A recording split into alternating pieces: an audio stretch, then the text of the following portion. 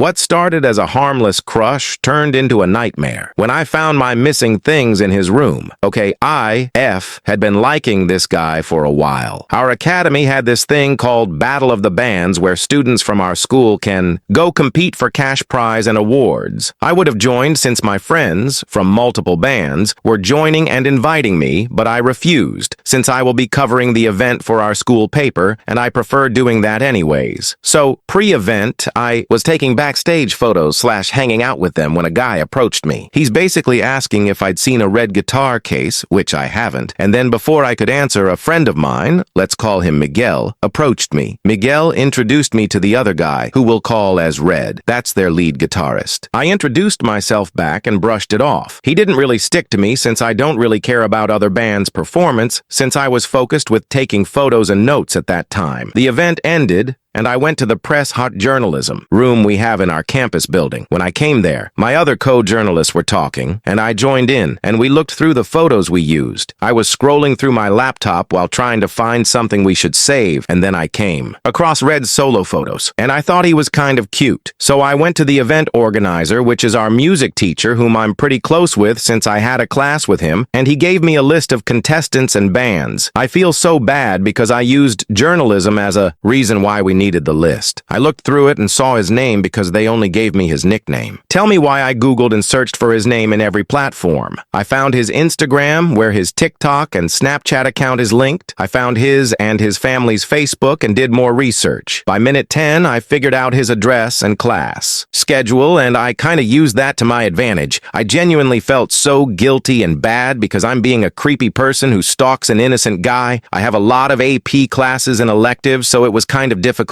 but when I found vacant in my schedule that matched his, I followed him home. Now, I know it might be down bad, but I'm not the small talk person. He went in a 7-Eleven and I followed in, and he eventually noticed me, asked me if he knows me. He does, actually. We kind of hit it off then, talked about all kinds of stuff. For the next weeks, we kept on talking and it bloomed from there. Now, recently, I haven't been sleeping good at night. I swear I just thought I'm being paranoid because I watch a lot of fucked up horror, but it's different. I hear ruffling around our window and my dog has been more alert than ever. My dachshund is usually asleep as soon as the two of us get into bed, but lately he's been barking crazy. Thing is, I don't have blinds, which drives me insane because I broke them a couple of months ago and can't be bothered to buy new ones. I have curtains, but sheet curtains. I brushed it off until one night my grandpa visited over and did some gardening in our backyard when he found a ring. He thought it was ours and asked around. We assumed it was my sister's, who was away because of work, so I just took it and wore it around because it's a cute silver ring. I also noticed that a few of my stuff are missing. A pair of earrings and a scarf. I genuinely assumed that I just lost it because I'm a messy person and didn't bother to question it. When I went to school the next day, Red was already there among my other friends. All of us kind of meet in the schoolyard before morning assembly. When I walked up, Red noticed the ring and asked me where I found it because it was his. What the fuck? I lied and told him I found it in school and thought no one owned it, so I took it. He laughed it off and showed me a fucking R mark underneath the ring. At this point, my heart's pounding through my head, and I was having a literal migraine thinking about the thought that he was watching me through my window at night. Let it slip out of my head and convince myself that I'm being crazy, and it's probably some stupid prank Miguel and Red are pulling on me, and they're waiting for a reaction. About a week after, Red invited us to his house to hang out, and for brand practice. They tagged me along because Red and I are kind of in a talking stage at that time. When we went in his room, he got out to order us food and get drinks. They're setting up as I look around. Miguel, who had been there a couple of times, asked me to get a guitar pick in his bedside table, and I did, and I found a pair of silver earrings. Now, I really tried to convince myself they aren't the ones I own because I bought mine in fucking Shein. But this man doesn't have sisters and no earring holes, and the earrings are opened for it to be a gift for someone. Also, they were my favorite earrings, so I fucking know. We went on the day and I went quiet because I was thinking, how the fuck do I confront this situation? I was supposed to stay later, but I told Red I wasn't feeling well and I'll just take the drive home with Miguel. So I was with Miguel, and I don't know what possessed me to start crying, but I did. I couldn't really tell Miguel what happened because I don't know how, plus they're best friends. I just told him I wasn't feeling well. I opened the glove box to get tissues, and when I opened it, I found my fucking scarf. I asked Miguel whose it was, and he told me it's Red's. My heart dropped. I told him it's not funny, and they should stop with the prank already, because it's genuinely fucking me up mentally. He asked me what prank and if I was serious. I've known Miguel for more than 3 years, so I know he was serious. He doesn't know. I immediately apologized and told him I'm just being paranoid and to brush it off. When summer break rolled around, I blocked Red because I couldn't stand it anymore. When we went back to school, Miguel told me Red dropped out of school when his grandma died because he's going to move back with his parents. I'm relieved he probably lives miles away. But sometimes, I still check our yard for rings. I changed my broken blinds and got blackout curtains. I still look for missing things I own. And I stopped stalking people because maybe it's better I'm out of their way.